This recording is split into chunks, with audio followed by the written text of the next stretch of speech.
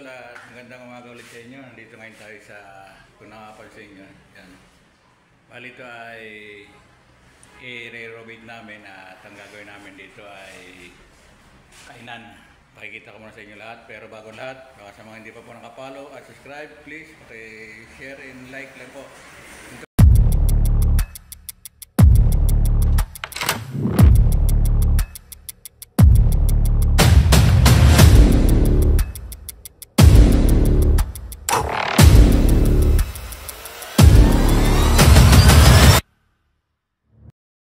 Site sa ating ginagawa, ayan.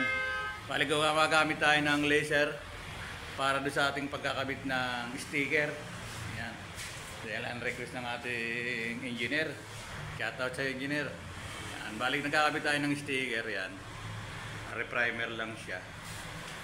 Ayan. Nakita nyo kung sakto sa dito sa guhit niya. Ayan.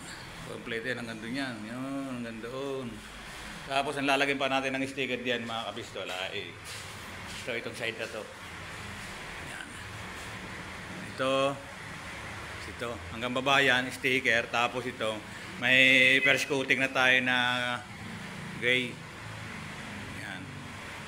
Tapos ito hanggang sa may biga lang na. Tapos ang kisame niya kulay puti. Tapos itong harap na to ay dilaw. Tapos ito yan. Meron din ang gray din. Tapos yung ating pang-design sa kisame ay nandito na. Yan, pininturahan na. Pininturahan na engineer ng kulay itim na. Pero yan ay nakamuro muna siya ng primer bago niya pininturahan ng kulay itim. Tapos pinahakotan natin yung mga kaalat dito. Yung mga kahoy natin. Ha? Hindi pwede. Shoutout mo na. Yan naghahakot namin siya rin nagmamaniyo. Yung ating cabinet, dilaw ito. Yan. Tapos puti yung ating sa may pinto niya. Bali dito man tayong update mga kapistola at magkakabit mo tayo ng sticker.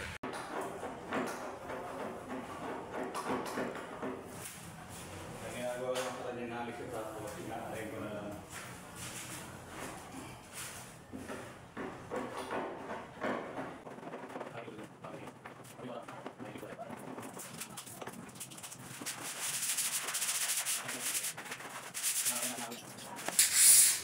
Kulay dilaw siya. Tapos ito, okay na ito yung mga kulay niya. Final na yan. So ito, tapos minasilihan nyo lang yung ito yung pintuan. Backing pot, ano yan, tapos dito na sa babanat na yun yan.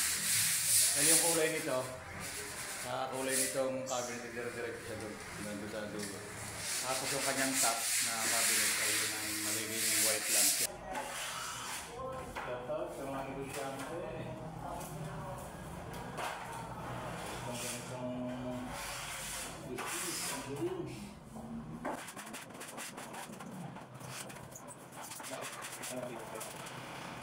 Yung